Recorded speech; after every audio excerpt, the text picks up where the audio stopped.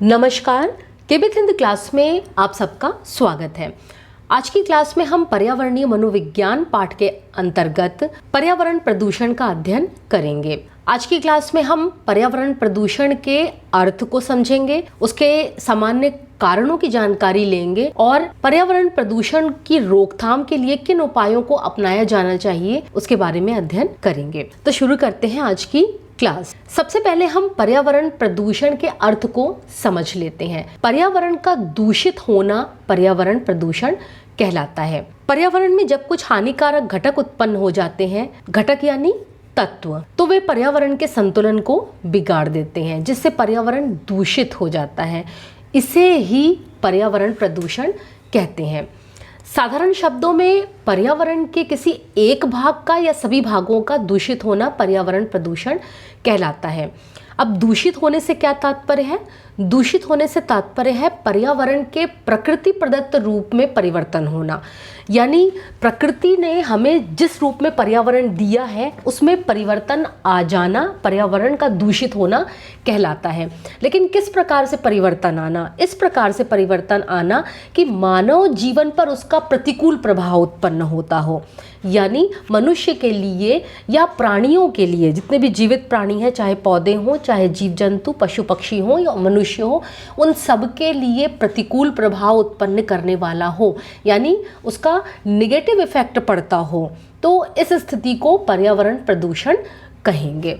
अब हम पर्यावरण प्रदूषण के प्रकार देख लेते हैं। जल प्रदूषण, वायु प्रदूषण, ध्वनि प्रदूषण, मृदा प्रदूषण, रेडियोधर्मी प्रदूषण, ताप प्रदूषण। ये प्रकृति से संबंधित है, यानी प्रकृति के दूषित होने से संबंधित है। लेकिन इसके अलावा, प्राकृतिक पर्यावरण के अलावा, हम मनुष्य सामाजिक प्राणी है और समाज में रहता है। जिस समाज में मनुष्य रहता है वो उसका सामाजिक पर्यावरण होता है, और समाज में जो प्रदूषण फैल रहा है उसके आधार पर नैतिक प्रदूषण, सामाजिक तथा मनोवैज्ञानिक प्रदूषण का अध्ययन भी हम इसके अंतर्गत करेंगे।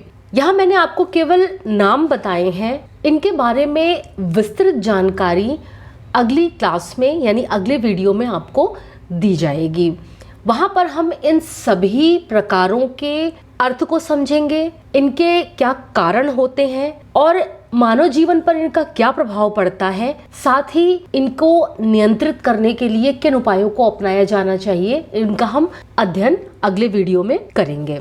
अब हम पर्यावरण प्रदूषण के सामान्य कारणों का अध्ययन कर लेते हैं। सबसे पहला कारण है बढ़ता औद्योगिकरण। इंग्लैंड से शुरू हुई औद्योगिक क्रांति से लेकर आज तक औद्योगिकरण लगातार बढ़ रहा है। हर रोज नए कारखाने खुलते हैं, तो ये निरंतर बढ़ता औद्योगिकरण पर्यावरण प्रदूषण को बहुत ज्यादा बढ़ा रहा है। औद्योगिकरण से जहाँ एक और वायु प्रदूषण होता है, क्योंकि कारखानों से धुआं निकलता है जिससे वायु प्रदूषण होता है, वहीं दूसरी ओर कारखानों में जो भी रासायनिक सामग्रियाँ इस्तेमाल होती हैं, उनके जो अवशेष होते हैं वो पानी में, हवा में, मिट्टी में घुल जाते हैं या छोड़ दिए जाते हैं, जिसकी वजह से वो इन तीनों को यानी वायु, जल, मिट्टी तीनों को प्रदूषित करते हैं। इसके साथ साथ कारखानों में जो भी मशीनें और उपकरण होते हैं उनसे लगातार ध्वनियाँ निकलती हैं, शोर निकलता है, जिसकी वजह से ध्वनि प्रदूषण भी होता है। औद्योगिकरण तीनों ही प्रकार का प्रदूषण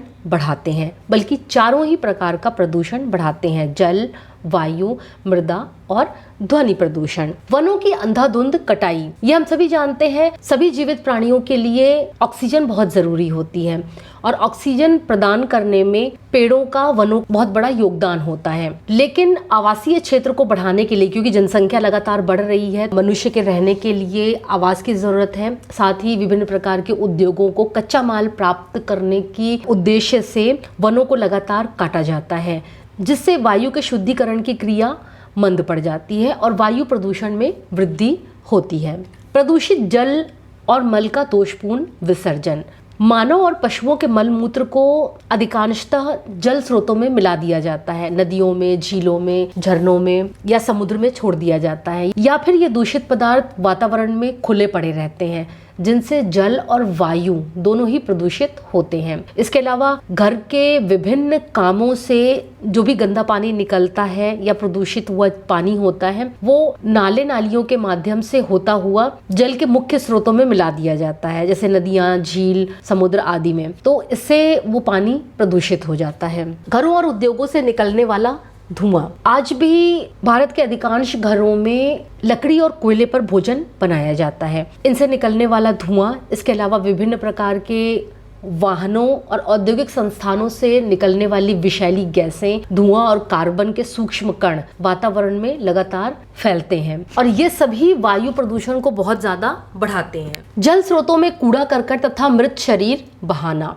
ग्रामीण तथा नगरीय दोनों ही क्षेत्रों में विभिन्न प्रकार का जो कूड़ा करकट निकलता है उसका निस्तारण एक बहुत बड़ी समस्या बन गया है। ऐसी स्थिति में कूड़ा करकट और प्राणियों के मृत शरीरों को या तो जल में बहा दिया जाता है या फिर यूं ही खुले में फेंक दिया जाता है, जिससे जल और वायु दोनों ही प्रदूषित होते हैं। घरेलू अपमार्जकों का प्रयोग, अपमार्जक यानी डिटर्जेंट या फिर रासायनिक पदार्थ। तो वर्तमान समय में हर घर में साफ सफाई के लिए डिटर्जेंट, शैम्पू, साबुन, इसके अलावा विभिन्न प्रकार के सूक्ष्म जीव जैसे मक्खी, मच्छर, खटमल, कॉकरोच, चूहे आदि को मारने के लिए घर में विभिन्न रासायनिक पदार्थ जैसे डीडीटी, गैमेक्सिन, फिनाइल आदि का यूज किया जाता है, जो कि नालियों से होकर नालों में और वहां से नदियों, झीलों और समुद्रों में मिल जाता है। ये जो पदार्थ होते हैं यानी अपमार्जक होते हैं, ये विघटित नहीं होते यानी नष्ट नहीं होते, बल्कि ये खाद्य श्रृंखला में चले जाते हैं यानी हमारी फूड चेन में चले जाते हैं, क्योंकि पानी का उपयोग सिंचाई के लिए किया जाता है। इन रसायनों को जमीन सोख लेती है और इस प्रकार से पानी और भूमि दोनों के द्वारा ये पौधों में चले जाते हैं और ये प्रदूषण का कारण बनते हैं। कीटनाशक दवाओं का अत्यधिक प्रयोग। भारत एक कृषि प्रधान देश है। यहाँ की अधिकांश जनसंख्या खेती पर निर्भर करती है। कृषि उत्पादन बढ़ाने के लिए कृषि तथा उससे संबंधित जो क्षेत्र होते हैं, बागवानी हो गई या और जो क्षेत्र होते हैं, वहाँ पर विभिन्न प्रकार के कीटनाशक दवाओं का बहुत ज़्यादा इस्तेमाल किया जा रहा है। इन कीटनाशक दवाओं के इस्तेमाल से वायु, जल और मिट्टी तीनों ही प्रदूषित हो रहे हैं। रेडियोधर्मी पदार्थ। परमाणु संयंत्र तथा परमाणु परीक्षणों से रेडियोधर्मी पदार्थ वातावरण में अनेक प्रकार से प्रदूषण उत्पन्न करते हैं। परमाणु संयंत्र यानी परमाणु बिजली घर। ये जो रेडियोधर्मी पदार्थ होते हैं फूड चेन में चले जाते हैं, यानी पौधों से जंतु जो होते हैं वो पौधों को खाते हैं, पौधों से जंतुओं के दूध और मांस में और फिर मनुष्य के शरीर में पहुंच जाते हैं, क्योंकि मनुष्य जो होता है वो दूध और मांस और पौधे इन तीनों का ही सेवन करता है। तो ये मनुष्य के शरीर में पहुंच जाते हैं और विभिन्न प्रकार के खतरनाक रोग उत्पन्न करते हैं, जैसे कैंसर हो गया। इसके अलावा आनुवांशिक बीमारियां जो पीढ़ी दर पीढ़ी चलती रहती हैं, जीन में पहुंच जाते हैं और जिसकी वजह से विकलांग और मानसिक रूप से विक्षिप्त बच्चे उत्पन्न होते हैं। स्वचालित वाहन। विभिन्न प्रकार के वाहन जैसे मोटर, रेलगाड़ी, जहाज, वायुयान आदि में प्रयोग होने वाला कोयला, पेट्रोल, डीजल आदि के जलने से विभिन्न प्रकार की विषैली गैसें वातावरण में फैल जाती हैं और वायु को प्रदूषित करती हैं। विलासितापूर्ण वस्तुओं का उपयोग। आजकल प्रत्येक घर में रेफ्रिजरेटर, एयर कंडीशनर, जनरेटर आदि का इस्तेमाल होता है। तो घरों में प्रयोग होने वाले ये विलासिता संबंधी वस्तुएं, इनसे लगातार गैसें निकलती हैं और ये गैसें ओजोन परत को नुकसान पहुंचाती हैं और साथ ही वायु प्रदूषण भी होता है। पॉलीथीन तथा प्लास्टिक का अत्यधिक प्रयोग। छोटी से छोटी चीज वर्तमान समय में पॉलीथीन में पैक होकर आती है। इसके अलावा प्रत्येक व्यक्ति के रसोई घर में प्लास्टिक पूरी तरह से घुसपैठ बना चुका है। ये जो पॉलीथीन और प्लास्टिक होता है, इसका बहुत ज़्यादा प्रचलन होने से प्रदूषण बहुत बढ़ गया है, क्योंकि ये जो प्लास्टिक होता है या पॉलीथीन होता है ये नष्ट नहीं होता और वायु, जल और मिट्टी इन तीनों को ही प्रदूषित करता है। पर्यावरण प्रदूषण के कारणों को जानने के बाद अब उन्हें रोकने के उपायों का अध्ययन करना भी आवश्यक है। पर्यावरण प्रदूषण को रोकने के लिए या यूं कह सकते हैं कि नियंत्रित करने के लिए कुछ उपाय अपनाए जा सकते हैं। सबसे पहला तो ये है कि पर्यावरण प्रदूषण के कारणों का पता लगाकर उनको दूर किया जाना चाहिए।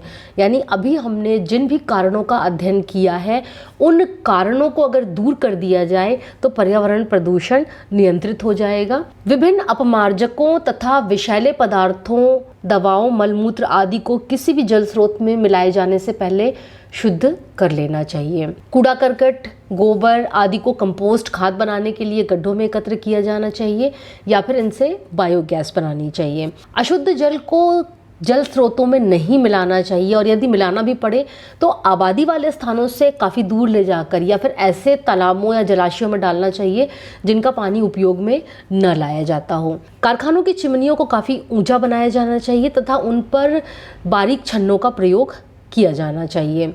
परमाणु विस्फोटों और परमाणु परीक्षणों पर प्रतिबंध लगाया जाना चाहिए और अगर परीक्षण करना आवश्यक ही हो तो फिर ऐसी टेक्नोलॉजी का यूज़ करना चाहिए जिससे रेडियोधर्मी विकिरण का प्रभाव न फैल सके। अनावश्यक शोर को कम करने के लिए हर तरीके से उपाय किया जाना चाहिए।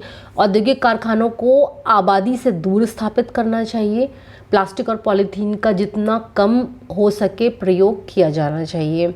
और सबसे इम्पॉर्टेंट है, जनसाधारण में जागरूकता लाना ज़रूरी है, क्योंकि जो भी उपाय बताए गए हैं ये तब तक लागू करना संभव नहीं है जब तक कि आम जनता जागरूक नहीं होगी। आज की क्लास आपको कैसी लगी?